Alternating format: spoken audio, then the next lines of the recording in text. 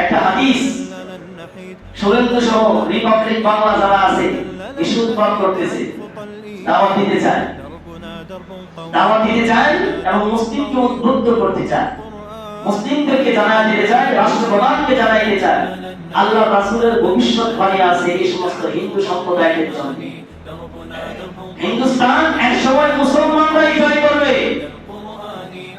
কাফেররা যদি 10 গুণ বেশি শক্তিশালী হয়, আল্লাহ রাব্বুল আলামিন তার পাক কোরআনে সূরাতুল আনফালের 65 নম্বর আয়াতে বলেছেন 10 গুণ বেশি শক্তিশালী কাফের মুশরিকরাও মুসলমানদের কাছে পরাস্ত হয়। এই ইতিহাস পিছনের দিনে পড়ে আসতে বলবো, শুভেন্দুকে পড়ে আসো।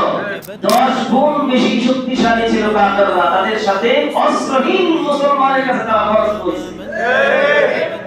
কাজে বাংলাদেশ ছোট্ট এক দেশ মনে করে তোমরা তো 10 গুণ বেশি না, আমাদের চাইতে 10 গুণ বেশি না, ছোট্ট দেশ মনে করে অবহেলা করার কোনো অবকাশ নেই। কোরআনে ডিক্লেয়ার আছে, আল্লাহ রাসূল সাল্লাল্লাহু আলাইহি সাল্লাম ডিক্লেয়ার দিয়ে গেছেন পৃথিবীতে আমার পরে দুইটা যুদ্ধ হবে। আইসা বাতান মিন উম্মতি আহরাজাহুল্লাহু মিনান নার। মুসলিম সম্প্রদায় ও বাংলার মুসলিম রাষ্ট্রপ্রধান শুনে রাখুন, যুদ্ধের জন্য আপনি প্রস্তুতি গ্রহণ করুন। বাংলার সকল স্কুল কলেজ ভার্সিটি সমস্ত মানুষ সকলকে যুদ্ধের জন্য প্রস্তুতি নেওয়ার জন্য আপনি জোর তাগিদ করুন, তাদের ব্যবস্থা করে দেন। কারণ আল্লাহ রাসূল সাল্লাল্লাহু আলাইহি সাল্লাম বলেছেন হিন্দুস্তানের সাথে যারা যুদ্ধ করবে, এ সকল মুসলমান যারা শহীদ হয়ে যাবে, আল্লাহ রাব্বুল আলামিন তাদেরকে জাহান্নামের আগুন থেকে হেফাজত করবেন।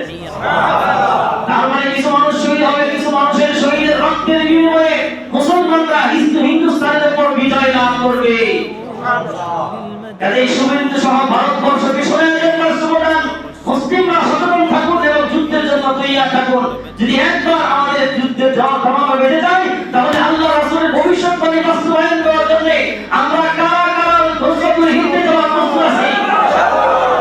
বাংলার 20 কোটি মানুষ আমরা প্রস্তুত আছি। ডক্টর ইউনূস সাহেব ভয় করবেন না, বাংলার 20 কোটি মানুষ আপনার পাশে আছে। সর্বোপরি রাসূল সাল্লাল্লাহু আলাইহি ওয়াসাল্লামের হাদিস শরীফ আপনার পাশে আছে। আল্লাহর বিজয় আপনার সাথে আছে। যুদ্ধের দম বজায় দেন।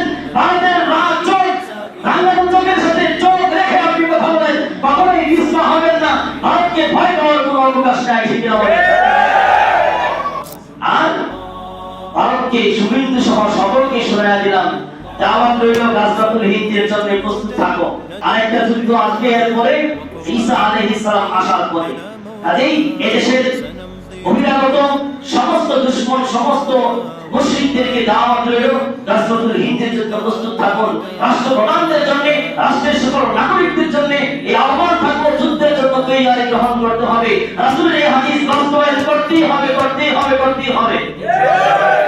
আল্লাহ আমাদের সকলকে শিরকের সমস্ত আলোচনা উদ্ভাবন করে শিরক সম্পর্কে সচেতন হওয়া এবং ভারত সম্পর্কে সজাগ দৃষ্টি রেখে গাজওয়াতুল হিন্দের জন্য প্রস্তুতি গ্রহণ করার তৌফিক দান করেন।